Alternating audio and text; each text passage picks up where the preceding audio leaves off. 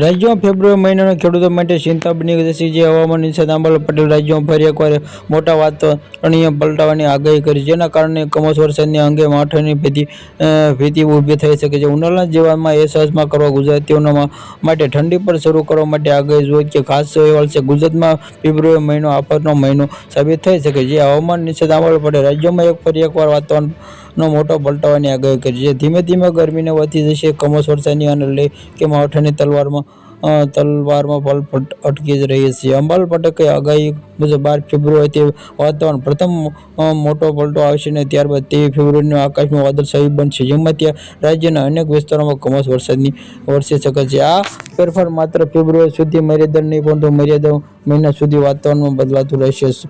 જો આમ ફેબ્રુઆરીથી વાતાવરણ પ્રથમ પલટો આવશે તો 23 ફેબ્રુઆરીથી આકાશ વાદળછાયું બનશે અને માર્ચ મહિના સુધી વાતાવરણ બદલાતું રહેશે. આંબાલાલ પટેલ મતે 8 ફેબ્રુઆરીથી પશ્ચિમ વિક્ષેપમાંથી આવેલા શકે ઉત્તર ભારતના પૂર્વોત્તરીય વિસ્તારોમાં બરફ પણ વરસાયેલી, જેમાંથી જ્યારે એક રાજ્યમાં વરસાદની શક્યતા છે. 8 ફેબ્રુઆરીથી પશ્ચિમ વિક્ષેપ આવી શકે, જેમાંથી પહાડોમાં બરફ વર્ષાથી ઉત્તર ગુજરાતમાં તાપમાન ઘટશે અને બનાસકાંઠા, સાબરકાંઠા, અરવલ્લી જે ઠંડી વધી શકે છે. પંચમહાલ, મહીસાગર ઠંડીના અસર થવામાં એટલે કચ્છમાં તાપમાન 15 ડિગ્રી આસપાસ રહી શકે છે, જ્યારે આ દક્ષિણ ગુજરાતમાં પણ તમામ ઘટી શકે છે. Subscribe my channel, like, share.